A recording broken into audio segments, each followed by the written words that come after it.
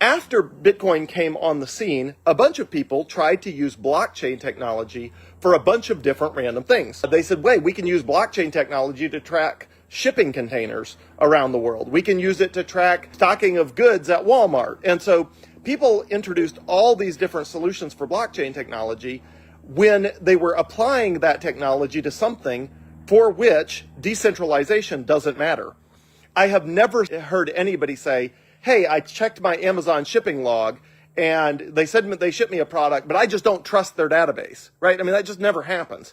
Other than money, you almost always want a fast, centralized database, even for shipping containers. If people want to know or be able to track it, you do that through application programming interfaces, which are called APIs, which means you open up your very fast database so other people can check on it.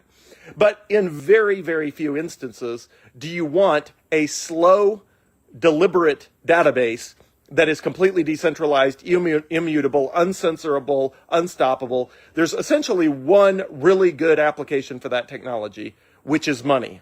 It turns out for money, that is the most important application because how much money everyone has is super, super, super important. In the case of Bitcoin, the vast majority of things that people need databases for in the world, they do not need a blockchain. A blockchain is the wrong tool for the vast majority of real world use cases. And as a result, the vast majority of projects that companies have spawned that uses blockchain technology have ultimately been shut down because they're like, I can use a SQL database. Like I can use a plain old off the shelf database and it actually works better than a blockchain. The one place in the entire world that absolutely positively you want a slow and reliable database rather than a fast database that is alterable is money.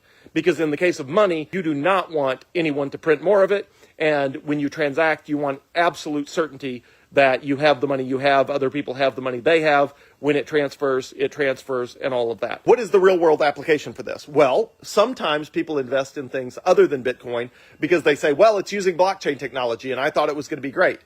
If it's using blockchain technology and it's not Bitcoin, there's a good chance there's no reason it's using blockchain technology other than just to draft off of Bitcoin's popularity. There's just no benefits to blockchain technology for the vast majority of things. But it just so happens for a very small number of very important things like Bitcoin and to some degree, although it's still very early, decentralized finance applications like Ethereum, that blockchains actually do matter a lot, but that is not the case for the vast majority of things. So if somebody is trying to get you to invest in a blockchain fund or a blockchain investment, just be aware that it's a buzzword and that the vast majority of the value that the blockchain technology has ever created for anywhere in the world is just for Bitcoin.